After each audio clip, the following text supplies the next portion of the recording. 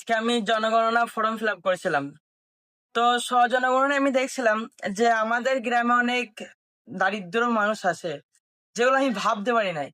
যে আমাদের গ্রামটিকে দেখে যে মনে হয় এত ভালো, এত সুন্দর, এত গাছপালা, এত সুন্দর সুন্দর বিল্ডিং বাড়ি, তা সত্ত্বেও 90% ওপর আমি দেখলাম যে তারা অনেকটাই অসাধারণ হয়ে আছে, সাধারণ নয়। তারা অনেক অসহায়ের মাধ্যমে, কষ্টের মাধ্যমে চলছে।